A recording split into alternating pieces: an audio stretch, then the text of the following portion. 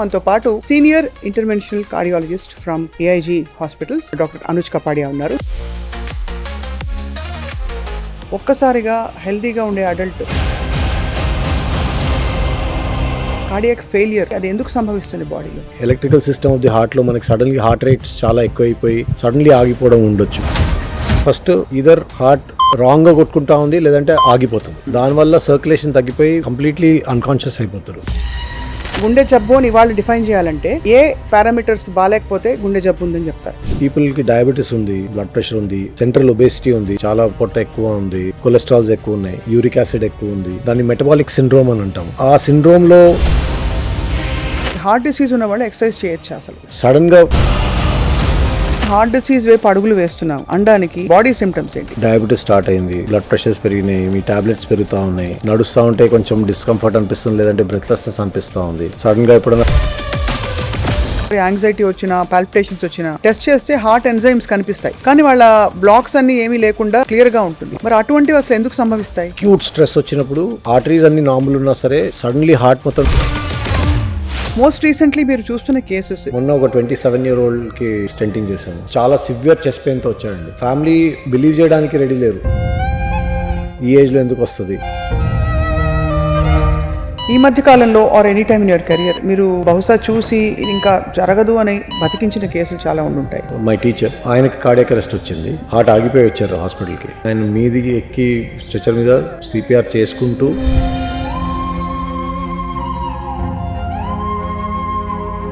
Ventilator మీద ఉండే for 3 days. We do know whether బ్రెయిన్కి ఏమైనా డ్యామేజ్ అయిందా లేదా. సో అందరం కలిసి హాస్పిటల్లోనే ఉన్నాం 3 days. ఆయన పక్క నుంచే పోలా. 3 days తర్వాత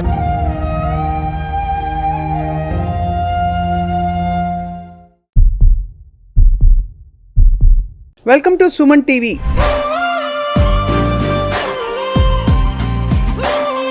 గుండె జబ్బుల బారిన పడుతున్న వారి సంఖ్య క్రమక్రమంగా బాగా పెరుగుతోంది. ఇన్ఫ్యాక్ట్ గుండె జబ్బు అని ఇదివరకు క్లియర్గా చెప్పేవాళ్ళం. ఇప్పుడు జస్ట్ ఎర్లీ ఆన్సెట్లో సిమ్టమ్స్ లాంటివి కనిపిస్తూ అసలు అనర్థంగా కూడా కొంతమంది అక్కడికక్కడ డాన్స్ చేస్తూ కొలాప్స్ అయిపోతారు, ఏదో ఒక హారతపళ్ళం పెట్టి కొలాప్స్ అయిపోతారు, ఇంకోళ్ళు స్పీచ్ ఇచ్చి స్టేజ్ మీద కొలాప్స్ అయిపోయారు. మరి ఎందుకు ఇలాంటి సంఘటనలు సంభవిస్తున్నాయి?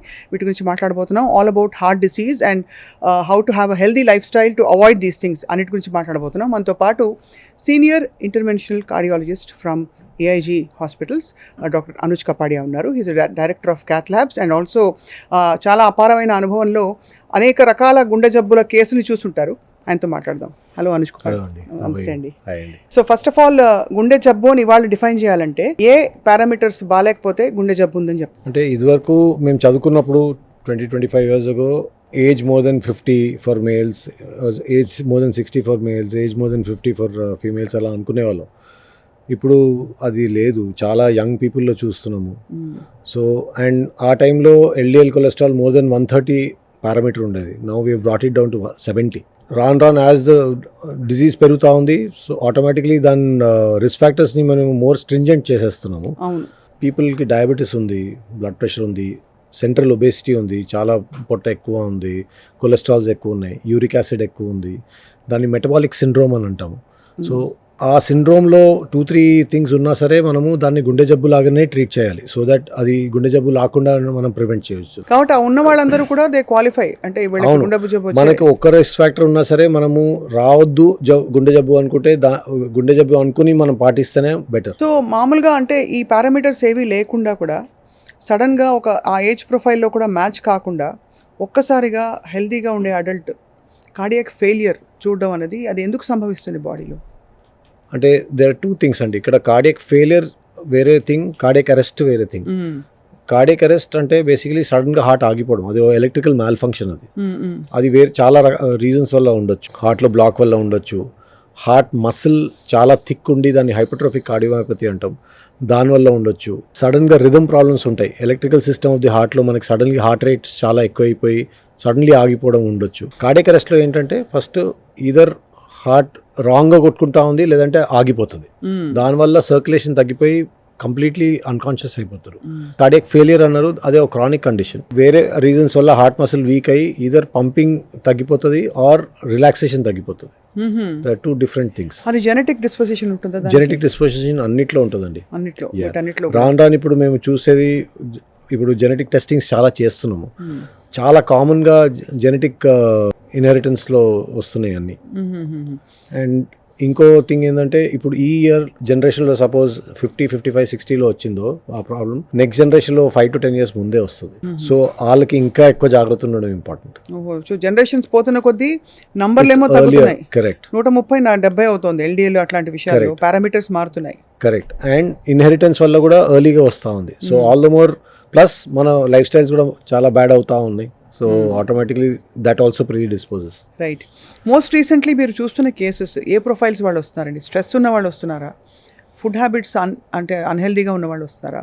మీరు అన్నట్టు ఈ మెటబాలిక్ సిండ్రోమ్ ఎక్స్ కేటగిరీలో వాళ్ళు వస్తున్నారా? అందరూ వస్తున్నారు. అందుకే హాస్పిటల్స్ అన్నీ ఫుల్ ఉన్నాయి. రైట్. ఇప్పుడు ఈవెన్ మొన్న ఒక 27-year-oldకి స్టెంటింగ్ చేసాము, హార్ట్ అటాక్. 27 ఏళ్ల అబ్బాయికి స్టెంటింగ్ చేశారు. ఏ పరిస్థితుల్లో అతను మీ దగ్గరికి వచ్చాడు? అంటే ఫ్యామిలీ హిస్టరీ ఉంది. ఈకేం చాలా సివియర్ చెస్ట్ పెయిన్తో వచ్చాడండి. ఫ్యామిలీ బిలీవ్ చేయడానికి రెడీ లేరు, ఈ ఏజ్లో ఎందుకు వస్తుంది, గ్యాస్ట్రైటిస్ ఉండొచ్చు, అసిడిటీ ఉండొచ్చు అనుకొని. 30% ఆఫ్ పీపుల్ హార్ట్ అటాక్తో వచ్చేది they attributed to acidity only. Because first easier థింగ్ని అట్రిబ్యూట్ చేయడం ఈజీ కదా, సో వాళ్ళు they will attributed to that. మాకు వాళ్ళని నమ్మించడానికి కష్టమవుతా ఉంది అది. అంటే హార్ట్ డిసీజ్ ఉందని చెప్పి ఇమీడియట్లీ తీసుకెళ్ళి ఎమర్జెన్సీలో మేము దాన్ని ప్రైమరీ యాంజియోప్లాస్టీ అంటాం. ఇమీడియట్గా ఆర్టరీని ఓపెన్ చేసేసాము. He's fine now. 27 ఏళ్ల అబ్బాయి. అతనికి సరే కొట్టొచ్చినట్టు సిమ్టమ్స్ కనిపించాయి, పర్లేదు. చాలామందికి ఈ హార్ట్ తాలూకు ఒక్కసారి యాంగ్జైటీ వచ్చినా, పాల్పిటేషన్స్ వచ్చినా టెస్ట్ చేస్తే హార్ట్ ఎంజైమ్స్ కనిపిస్తాయి, ఆ ట్రోపోనిన్ లాంటివి. కానీ వాళ్ళ బ్లాక్స్ అన్ని ఏమీ లేకుండా క్లియర్గా ఉంటుంది. మరి అటువంటివి అసలు ఎందుకు సంభవిస్తాయి? అంటే కొన్నిసార్లు వాసోస్పాజం అంటాము. సడన్గా స్పాజంలో వచ్చి ఆర్టరీ చాలా స్ట్రెస్లో ఉన్నప్పుడు ఆర్టరీ స్పాజంలో వచ్చి మళ్ళీ రిలీజ్ అయిపోతుంది. సో యాక్చువల్లీ అది అటాక్ లాంటిదే. స్పాజంలో ఉన్నప్పుడు సర్క్యులేషన్ తగ్గుతుంది, అప్పుడు మసిల్స్లో నుంచి ఎంజైమ్స్ రిలీజ్ అవుతాయి. బట్ వచ్చే వరకు చాలా మనం మెడిసిన్స్ ఇచ్చిన తర్వాత ఆర్టరీ రిలాక్స్ అయిపోతుంది. సో దాని తర్వాత సెటిల్ అయిపోతుంది. దాన్ని ప్రిన్స్మెటల్ యాంజైనా అంటాం, లేదా వాసోస్పాస్టిక్ యాంజైనా అంటాం. అది కాకుండా there is another condition called Takotsubo cardiomyopathy, which happens in stress. Acute stress వచ్చినప్పుడు ఆర్టరీస్ అన్ని నార్మల్ ఉన్నా సరే సడన్లీ హార్ట్ మొత్తం డైలేట్ అయిపోతుంది. సో ఇది మేము చాలాసార్లు ఐసీయూ సెట్టింగ్స్లో, సివియర్ ఇన్ఫెక్షన్ సెట్టింగ్లో, కోవిడ్లో చాలా చూసాం. క్యూట్ స్ట్రెస్ వచ్చినప్పుడు చూస్తాము. That can also cause sudden death. So that is called Takotsubo syndrome. అంటే మనకి ఉదాహరణకి మొన్న మనం చూసాం చాలా ఒక హారిఫిక్ ఎయిర్ క్రాష్. ఫ్యూ మినిట్స్లో, అఫ్ కోర్స్ అందరూ ఎవరు బ్రతకలేదు, ఆ ఫ్యూ మినిట్స్లో ఆ సంఘటన అండర్గో అయిన వాళ్ళందరికీ కూడా ఏదో విధమైన, అంటే may not be everybody, but they could have died because of injuries, they have died a lot of things, but this is also a possibility that many people could have. ఇది కాకపోయినా కూడా even other సిచ్యువేషన్స్లో ఒక traumatic సంఘటన జరిగినప్పుడు ఇలాంటివి జరుగుతూ ఉంటాయి. వాళ్ళకి మేము తర్వాత స్టెబిలైజ్ అయిపోయిన తర్వాత చేస్తే యాంజియోగ్రామ్ నార్మల్ ఉంటుంది. But this is called the Takotsubo cardiomyopathy, where heart muscle dilate అయిపోతుంది. అది రికవర్ అవుతుంది తర్వాత. Once they settle, maybe in a month, 2 months, I'll stabilize it only with medicines. Right. Stress is a very big major factor. అయితే ప్రస్తుతం మనకి చూస్తున్న రోజుల్లో most of the times ఇప్పుడున్న సిచ్యువేషన్ లో మనం కోరుకున్న స్ట్రెస్సెస్ అవి, మన అంబిషన్స్, మనము రన్నింగ్ బిహైండ్ అవర్ ఓన్ టేల్, ఇవన్నీ అమృతంలా ఉంది. కొంచెం చెప్పాలి ఇంకా. It's like we run behind our own tail, no, we can't catch our tail, we are continuously running for what half the times people don't know. మన తోకను మనం పట్టుకోలేక round తిరుగుతూనే ఉంటాము. దాంతో ఒత్తిడి పెంచుకుంటున్నాం లైఫ్ లో. చాలా మంది ఎక్సర్సైజ్ చేస్తే హెల్దీగా ఉంటామని బండ గుర్తు పెట్టుకుంటారు, కానీ హార్ట్ డిసీజ్ ఉన్న వాళ్ళు ఎక్సర్సైజ్ చేయొచ్చు అసలు? హార్ట్ డిసీజ్ ఉన్న వాళ్ళు కూడా ఎక్సర్సైజ్ చేయాలండి, that's very important for them. But అది సూపర్విజన్లో చేస్తే బెటర్. అంటే వాళ్ళ హార్ట్ పంపింగ్ ఎట్లా ఉంది, హార్ట్ మసిల్ ఎంతవరకు డ్యామేజ్ అయి ఉంది, దాన్ని బట్టి కార్డియాక్ రిహాబ్ ఫిజియోస్ ఉంటారు, వాళ్ళతో మాట్లాడి చేయాలి. అండ్ సడన్గా పెంచేయకూడదు. It has to be a gradual process. It's a life long process very have to exercise. So it's కొంచెం గ్రాడ్యువల్గా స్టెప్అప్ చేసుకుంటూ పోతే బెటర్. ఎప్పుడన్నా ఫస్ట్ మేబీ 15-20 minutes వాక్ చేయొచ్చు, maybe after week or 10 days ఇంకో 5 minutes పెంచవచ్చు. అట్లా పెంచుకుంటా పోయి maybe over a period of time walk the speed పెంచాలి. Then you increase your capacity. Doctor Anuj, మామూలుగా ఎవరైనా కార్డియాలజిస్ట్ మీలాంటి ఎక్స్పీరియన్స్ పీపుల్ని అడిగితే లైఫ్ స్టైల్ బాగాలేదంటారు. సో కొట్టొచ్చినట్టు మనం చేస్తున్న తప్పులేంటి ఇప్పుడు లైఫ్ స్టైల్లో? ఫస్ట్ థింగ్ ఐ థింక్ మనం నేచర్ అగేన్స్ట్ పోకూడదండి. ప్రాపర్ టైంలో స్లీప్, ప్రాపర్ టైంలో getting up at proper time, early to bed early to rise makes a man healthy, wealthy and wise అంటారు కదా. సో అది మనం ఫాలో చేయాలి. That's the basic thing. Second, I think food, home food, less oil, less salt, more fruits, more vegetables, salads without sauces అవి important. మనం processed food మీద చాలా concentrate చేస్తున్నాం ఈ మధ్య, చాలా జంక్ తింటున్నాము. మనకు తెలియకుండా కూడా మన చుట్టూ చాలా ప్రాసెస్డ్ ఫుడ్ ఉంటుంది. సో అవన్నీ those are not good things. Some of it is even carcinogenic. అంటే if you see the number of cancers that you're seeing around us also food contribution చాలా ఎక్కువ ఉంటుంది. సిమిలర్లీ బ్లాక్స్ కోసం కూడా contribute చేస్తుంది. So these are two major things. I think exercise is a third important thing. 30 minutes a day is enough. మనము we don't have to be చాలా ఎక్కువ కూడా చేయాల్సిన అవసరం లేదు. 30 minutes మనం రెగ్యులర్గా చేయడం, కన్సిస్టెంట్గా చేయడం ఇంపార్టెంట్. ఒక్కరోజు మనం 2 గంటలు చేసి తర్వాత వారం చేయకపోతే దానికి ఏం లాభం లేదు. కన్సిస్టెన్సీ చాలా important. Key to everything is consistency అక్కడ. సో ఈ 3 main things. Fourth I think మనము లైఫ్లో దేంతో హ్యాపీ అవుతాము, ఎక్కడ మన లిమిట్ ఉంది, అది మనం కొంచెమన్నా మనకు అది ఉండాలి. లేదంటే we keep running for nothing.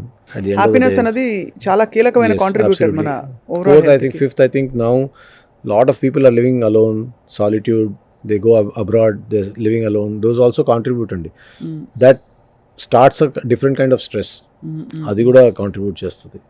So I think it's important to have a family, a well-knit group of friends who you can actually meet and just relax. Support system చాలా అవసరం. System. ఫ్యాటీ లివర్, డయాబెటీస్ ఇవన్నీ కూడా heart disease కి connected అని చెప్పి మనకి మొదటి నుంచి చెప్తాను. ఇప్పుడు ఫ్యాటీ లివర్ ఉన్న వాళ్ళకి హార్ట్ డిసీజ్ వస్తుందని, హార్ట్ డిసీజ్ ఉన్న వాళ్ళకి ఫ్యాటీ లివర్ ఉంటుందని చెప్పి ఇంటర్ కనెక్షన్ అంటున్నారు sir.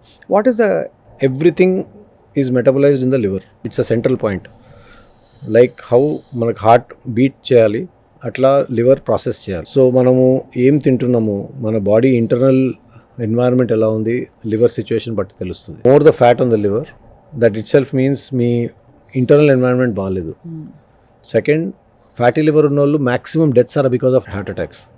Because all those people who eat bad, fatty liver వస్తుంది. Obviously there will be deposition of everywhere in the body. May it be brain stroke, heart stroke, కాళ్ళల్లో మన సర్క్యులేషన్స్ తగ్గిపోవడం, ఇవన్నీ కూడా. సో కన్వెన్షనల్గా ఇవన్నీ time and again evidence బేస్డ్గా prove అవుతూనే ఉన్నాయి. అబ్సల్యూట్లీ. సో మనకి చిన్న జీవితం గురు, ఏం పోతే పోయింది, 4 పకోడీలు తిందాం, 2 బజ్జీలు తిందాం, మంచిగా ఒక బిర్యానీ అండ్ ఒక మంచి అంటే will have a good big meal today, తప్పే ఉంది అననే వాళ్ళకి వాళ్ళ హ్యాపీనెస్ కోసం ఆ ఛాలెంజ్ చేస్తే కార్డియాలజిస్ట్కి ఆన్సర్ ఉందా for that? Ma'am, I will tell you only one thing. సడన్గా పోతే పోయినామంటే పర్వాలా. మాలాంటి వాళ్ళ దగ్గర వచ్చి హాస్పిటల్ చుట్టూ తిరుగుతూ ఉంటారు చూడండి తర్వాత, because nobody wants to die. అవును. Survival will be there but with suffering. How we want to live, with suffering or without suffering, these will all filter out there. అది పాయింట్ అక్కడ. అంటే ద వై ఎందుకు మనం ఇవన్నీ పాటించాలంటే to live a healthy life. 30 and 50 మధ్యలో మనం ఎలా బతుకుతామో, 50 తర్వాత ఎలా బతుకుతాం డిసైడెడ్. 30 to 50 మధ్యలో మనకి వర్క్ స్టార్ట్ అవుతుంది, స్లోగా మన ఫిజికల్ యాక్టివిటీ తగ్గిపోతుంది, మనీ వస్తుంది, సో లగ్జరీస్ పెరిగిపోతాయి, ఎఫర్ట్ తక్కువ పెడతాం, ఫుడ్ హ్యాబిట్స్ అన్నీ చేంజ్ అవుతాయి, ఆల్కహాల్ హ్యాబిట్స్ చేంజ్ అవుతాయి, స్ట్రెస్ వల్ల స్మోకింగ్ పెరుగుతుంది జనాలకి. సో ఆల్ దిస్ కంట్రోల్ చేసుకోగలితే 30 and 50 మధ్యలో, 50 తర్వాత లైఫ్ విల్ బి బెటర్. ఇప్పుడు మరి అంటే ఈ కొత్త పారాడైమ్లో ఆఫ్టర్ కోవిడ్ తర్వాత ఈ ఇన్స్టెంట్ గ్రాటిఫికేషన్ కోసం అందరూ పరిగెడుతున్నారు. బికాజ్ ఏదో ఒకటి అర్జెంటుగా లెట్స్ ఎక్స్పీరియన్స్, లెట్స్ అడ్వెంచర్ ఉంటే ఉందని చెప్పి. సో ఆబ్వియస్లీ మైండ్ సెట్స్ మారిపోయాయి. ఇప్పుడు మీరు ఎలా కన్విన్స్ చేస్తారు పేషెంట్స్కి ఇదంతా ఫాలో అవ్వమని చెప్పి? I give them examples of patients అండి. అంటే I have patients I'm following for 20 years. ఇద్దరికి స్టెంట్ చేస్తున్నాం. ఒకడు మొత్తం పాటిస్తాడు, ఇంకోటి పాటించాడు. పాటించినోడు 20 టాబ్లెట్స్ ఉంటాయి, మల్టిపుల్ టైమ్స్ హాస్పిటల్లో అడ్మిట్ అయి ఉంటాడు, ఇంకా 2-3 స్టెంట్లు పడి ఉంటాయి. కరెక్ట్గా పాటించినోడు ఒక టాబ్లెట్ 2 టాబ్లెట్స్ మీద ఉంటాడు, సంవత్సరానికి ఒకసారి వస్తాడు, చూపించుకొని వెళ్ళిపోతాడు. So I just show them practicality. అది మేజర్, దట్స్ ద డిఫరెన్స్ అంతే. అది తెలియదండి, 1 yearలో తెలియదు అది. When you look back 20 years or 10 years since you are coming to me, you will realize that how much things have changed. People come saying 3-4 months follow-up వస్తారు కదా, 2 kgs పెరుగుతాము, 2 kgs కదా sir పెరిగింది, నేను తగ్గించేసుకుంటా అంటారు. ఇంకో 4 months తర్వాత వస్తారు, ఇంకో 2-3 kgs పెరుగుంటారు. By the time it's 5 years ఒక 15 kgs పెరిగిపోయి ఉంటారు. ఆ 15 kgs తగ్గించడం చాలా కష్టం. సో అది క్యుములేటివ్ ఉంటుంది. ఎప్పటికప్పుడు అయితే చెక్స్ అండ్ బ్యాలెన్సెస్ చాలా అవసరం లైఫ్లో. It's a life long process. అది మన లైఫ్లో ఒక ఇన్కార్పొరేట్ చేసుకోవడం బెటర్ ఆల్వేస్. అసలు ఎవరైనా హార్ట్ డిసీజ్ వైపు అడుగులు వేస్తున్నాం అనడానికి సిమ్టమ్స్, బాడీ సిమ్టమ్స్ ఏంటి? Your body talks to you అని అంటారు అందరూ. The first important thing is whether you are gaining weight. Slowly, if you think that you've gained weight, your sleep is getting disturbed, snoring పెరిగింది, diabetes start అయింది, blood pressures పెరిగినాయి, మీ tablets పెరుగుతూ ఉన్నాయి, నడుస్తూ ఉంటే కొంచెం డిస్కంఫర్ట్ అనిపిస్తుంది, లేదంటే బ్రెత్లెస్నెస్ అనిపిస్తూ ఉంది, సడన్గా ఎప్పుడైనా పాల్పిటేషన్స్ వస్తూ ఉన్నాయి. These are all symptoms where you know that now I need to get checked. నాకు మెడికల్ హెల్ప్ అవసరం ఉంది, మెడికల్ సూపర్విజన్ అవసరం ఉంది. అక్కడ if you go and meet your doctor, basic health checks చేయిస్తే అక్కడ ఆపి మనము రివర్స్ చేసుకోవచ్చు. Those are very very important symptoms that we need to take care of. Suddenly నైట్లో మధ్యలో మేల్కి వచ్చేస్తూ ఉంది, బ్రెత్లెస్తో కానీ చోకింగ్తో కానీ, important symptoms these are, so that people should go and meet somebody. అప్పుడప్పుడు నిద్రలో డిఫికల్టీ ఇన్ స్వాలోయింగ్, ఏదో ఇక్కడ చోకింగ్ లాంటిది వచ్చి ఆ తర్వాత అనీజీనెస్ ఉంటే అదంతా ప్రీ కండిషన్ అని చెప్పచ్చా? Yes, అంటే that could be because of two things అండి. That could be one because of snoring. Snoring is a big issue. People think snoring అంటే డీప్ స్లీప్లో ఉన్నారు కాబట్టి. It's not true. Snoring is a major risk factor for heart disease. Sometimes it could be just because of acidity and reflux. That is completely correctable. In fact snoring కూడా is completely correctable. మనం weight loss అయ్యి proper పల్మనాలజిస్ట్ని కలిసి మనం CPAP వాడుకుంటే అది కూడా settle అయిపోతుంది. These are all correctable things. కానీ అదర్వైజ్ హార్ట్ డిసీజ్ కూడా ఇలాంటి సిమ్టమ్స్ ఉంటాయి. Yes, absolutely. వెంటనే ఏం చేయాలి టెస్ట్లు అంటే? బికాజ్ లిపిడ్ ప్రొఫైల్స్ అవి చేయించడం మినహా ఏం చేయాలి? So basic blood sampling like ECG, your CBP, RFT, your basic blood levels బాగానే ఉన్నాయా, liver function test, renal function test, lipid profile, HbA1c, inflammatory markers, HSCRP అని ఉంటుంది, ESR ఉంటుంది. ఇవన్నీ మనం ఒకసారి బాగానే ఉన్నాయి అనుకోండి. దాంతోపాటు ECG echo and treadmill minimum చేయించుకోవాలి. చాలామంది ECG ఎకో చేయించుకుంటారు డయాగ్నోస్టిక్ సెంటర్స్లో, ట్రెడ్మిల్ చేయరు. దాంట్లో ఏం తెలియదు. ట్రెడ్మిల్ చూస్తేనే ముందు టెన్షన్ వస్తుందండి. కానీ తప్పదు, మనం ఒకసారి we have to face facts. ఒకసారి చూసుకుంటేనే బెటర్, ఆల్వేస్ చేయించుకోవడం better. It's a simple test అండి, ఇట్స్ నథింగ్ మేజర్. అయితే కాబట్టి ఇవన్నీ రొటీన్గా 35 దాటిన వాళ్ళందరూ ఇప్పుడు చేసుకోవాలి ఇవాళ రోజుల్లో. ఇప్పుడు ఉన్న సిచ్యువేషన్లో ఉన్న way life style is and the way people have problems. Every year 2 years ఒకసారి చేసుకోవడం నష్టం లేదు. ఇట్ కాస్ట్ 6,000 to 10,000 rupees అండి. We are earning money to be healthy. 7,000 to 10,000 rupees per year is nothing. అంతే కదా. People have Swiggy bills of 10,000 per month. స్విగ్గీకి 10,000 ఖర్చు పెడతారు. But they don't want to spend or want subsidized healthcare. అదే health కేర్కి తగ్గించమని అడుగుతారు. Correct. ఇప్పుడు అంటే ఇవాళ రోజుల్లో మరి మహిళలకి హార్ట్ డిసీజ్ బాగా పెరుగుతోందని వింటున్నాం. కారణం ఏంటి సార్? ఇదివరకు ఓన్లీ హార్ట్ అటాక్ అంటే క్లాసిక్ ఇమేజరీ కూడా పురుషులకు వస్తుంది. సో బేసికలీ విమెన్లో ఇది ఉండేది, and which is medically also true, that వాళ్ళకి హార్ట్ అటాక్ ఇన్సిడెంట్స్ తక్కువ ఉండేది because of the hormonal oestrogen which helps in protecting them. Post menopause women and men same incidents ఉంటుంది మెనోపాజ్ తర్వాత, ఎందుకంటే ఈస్ట్రోజన్ ఫీమేల్స్లో కూడా తగ్గిపోతుంది. రాను ఇప్పుడు ఏమైపోయిందంటే ఇట్స్ నౌ మెట్రోసెక్షువల్ లైఫ్ అయిపోయింది. విమెన్ అంతే పని చేస్తున్నారు మెన్ లాగా, వాళ్ళ స్ట్రెస్ లెవెల్స్ అంతే పెరిగిపోయి ఉన్నాయి, వాళ్ళు కూడా అంతే స్మోక్ చేస్తున్నారు, వాళ్ళు అంతే ఆల్కహాల్ తీసుకుంటున్నారు. సో ఆటోమేటికలీ ఈ ప్రొటెక్టివ్ లేయర్ని ఇది నెగెట్ చేసేస్తుంది. సో అది ఆటోమేటికలీ వాళ్ళ డిజీజ్ కూడా పెరిగింది. వాళ్ళు కూడా ఇప్పుడు 35 ఈవెన్ 30-35లో కూడా మేము ఇప్పుడు హార్ట్ డిజీజ్ చూస్తూ ఉన్నాం. ఎస్. ఈ మధ్య కాలంలో or any time in your career మీరు బహుశా చూసి ఇది ఇంకా జరగదు అని బతికించిన కేసులు చాలా ఉండుంటాయి. So can you share a couple of such stories which have really moved you as a cardiologist, ante for being in the medical profession? So I will share one thing which is extremely personal to me. My teacher, because of whom I took cardiology actually.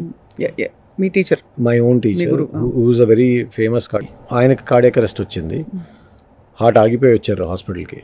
వాళ్ళకి ఆయన మీదికి ఎక్కి stretcher మీద CPR చేసుకుంటూ cath lab తీసుకెళ్ళి ఇదన span of 5 to 10 minutes stent పెట్టాం. ఈ వెంటిలేటర్ మీద ఉండే for 3 days. We didn't know whether బ్రెయిన్కి ఏమైనా డ్యామేజ్ అయిందా లేదా.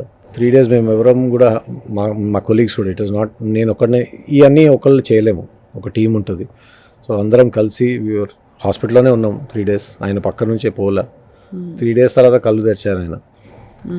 అండ్ ఇట్స్ ప్రాబబ్లీ ఇప్పుడు 14 years అయి ఉంటుంది, 13-14 years అయింది. He still practising.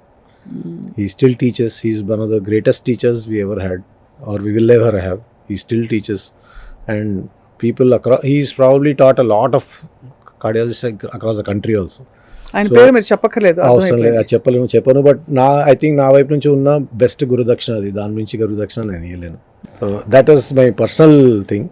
So that was the best thing that ever happen to me as a to help somebody.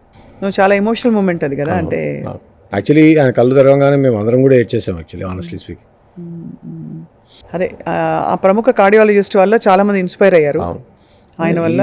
Is Guru to most of the cardiologist in the country. అదే ఆయన పేరు చెప్పక్కర్లేదు ప్రత్యేకంగా, అందరూ guest చేసేసి ఉంటారు ఈ పాటికి.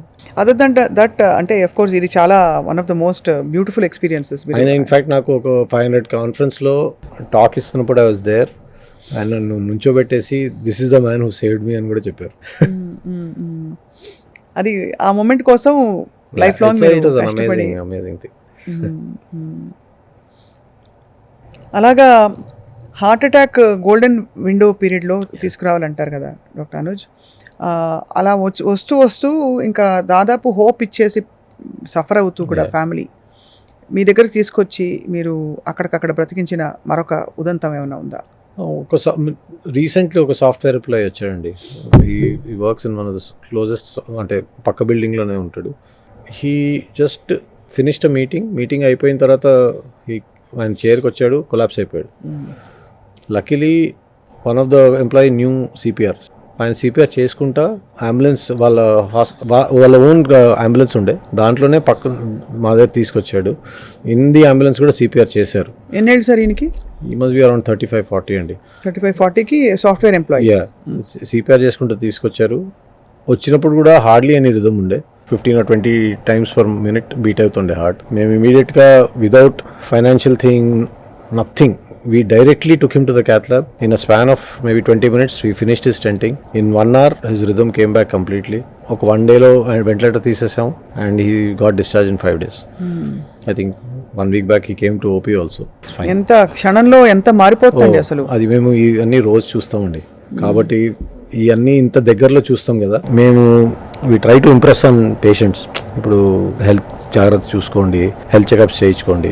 చాలాసార్లు ప్రాబ్లం ఎక్కడ వస్తుందంటే people think that I know డాక్టర్స్లో కూడా తప్పు ఉంది, మెడికల్ ఫ్రెటర్నిటీలో తప్పు ఉంది, కానీ కమర్షియల్ రీజన్స్ కోసం అడ్వైస్ చేస్తున్నారు అనుకుంటారు. ఆ 5-7,000తో ఏమి అవ్వదు basically, but on a long term చాలా ఇంపార్టెంట్ ఉంటుంది. అది it's the best insurance for you to remain healthy. అదే చక్కగా ఎప్పటికప్పుడు చెకప్ చేసుకోవడమే బెస్ట్ ఇన్సూరెన్స్ యాక్చువల్లీ. ఒక్క 1 day మనం మన కోసం డెడికేట్ చేసుకొని చేసుకుంటే ఇయర్లో డజంట్ మ్యాటర్. 1 day కంటే ఎక్కువ అండి చాలా మంది ఫేస్ చేయడానికి ఇష్టపడరు. అవును, నాకు హార్ట్ హెల్త్ బాగాలేదని, లేకపోతే ఎప్పుడు ఏదో వస్తుందా భయమే సగం చంపేస్తుంది. కాబట్టి ఒక డోపమిన్ హైతో బతికేస్తున్నా ఇప్పుడైతే. మరి పిల్లి కళ్ళు మూసుకొని పాలు అవుతే ఎవరు చూడట్లేదని కాదు కదండి, అంతే. అది ప్రాబ్లం అవాయిడ్ అవ్వదు కదా, ఎటు పోదు కదా, అది నిజమే. హార్ట్ డిసీజ్, ఒకవేళ హార్ట్ డిసీజ్ రాకుండా ప్రివెంట్ చేసుకోవాలంటే ఏమేమి చేయాలంటే, ఒకటి నూనె తగ్గించేయండి, ఫ్రైడ్ ఫుడ్స్ వద్దు, ఆల్ వైట్స్ వద్దు, ఇవే చెప్తున్నారు అందరూ. ఈజ్ ఇట్ రియలీ అంటే clinically evidence based? It is so true. Sleep on time, eat natural foods, more so eat home food, reduce the outside food, exercise on time. Once in a while anything is fine. Nobody is a saint, I agree. ఎవరు కూడా అతిథులు కారు. So it's okay, once in a while it's okay to be human. But then majorly మనము ఈ small things which మన grandparents చేశారు, exercise చేశారు, physical activity ఉండేది, హోమ్ ఫుడ్ తినేవాళ్ళు, అప్పుడు రెస్టారెంట్స్ లేవు, ఏం లేవు, టైంకి తినేసేవాళ్ళు, బిఫోర్ సన్సెట్ తినేసేవాళ్ళు, that so that you have more time for digestion. So you don't gain weight when you eat early in the night. So these are all small things that we should be doing. మన చేతుల్లో ఉన్నది ఇంతే, మిగతా అంతా దైవాధీనం. Regular checkups basic. అవును. ఇప్పుడు మీరు చెప్పారు, మీరు 2 కేసెస్ చెప్పారు. ఒకటి మీ గురువుని మీరు సేవ్ చేశారు. మీ గురువుకి అసలు రావడానికి ఏంటి predisposition? Age wise also age profile లో అలా ఇలా, ఎందుకంటే కొన్ని లాంగ్ టర్మ్ డయాబెటిక్ కూడా అండి. డయాబెటిక్. అలాగే మొన్న ఐటీ ఎంప్లాయీ గురించి చెప్పారు, అతనికి ఎందుకు వచ్చి ఉంటుంది? స్మోకింగ్. సో స్మోకింగ్ అన్నది ఇక్కడ డైరెక్ట్ లింక్లు ఉంటాయి. Smoking is one of the worst things that can happen to not only that person but to the family also అండి. బికాజ్ ఒక్క పర్సన్ సిక్ అయినా మొత్తం ఫ్యామిలీ కొలాప్స్ అయిపోతుంది. That's the worst.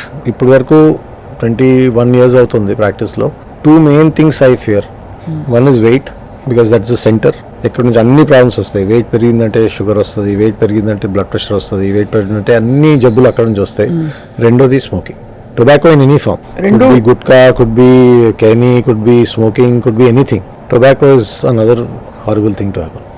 రెండు major disruptors. Weight check లో ఉంచుకోవాలి, smoking బారిన ఎక్కడ కూడా పడకూడదు.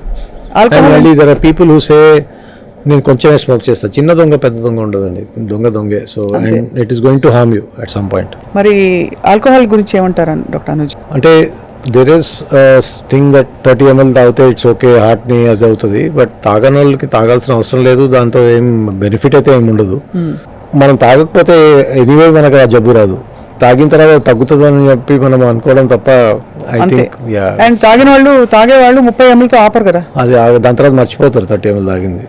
అదే సో కాబట్టి అంటే ఐడియల్ వీటన్నిటి నుంచి దూరంగా ఉండడమే best.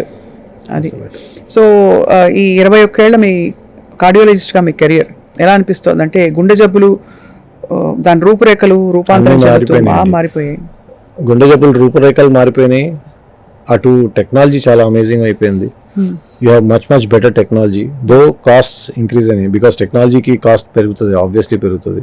There has to be an amalgamation. అంటే ఎక్కడో చోట మధ్యాంతరం ఉండాలి, వేర్ కాస్ట్ తగ్గాలి, ప్రాపర్ టెక్నాలజీ చాలా ఎక్కువ మందికి దొరకాలి.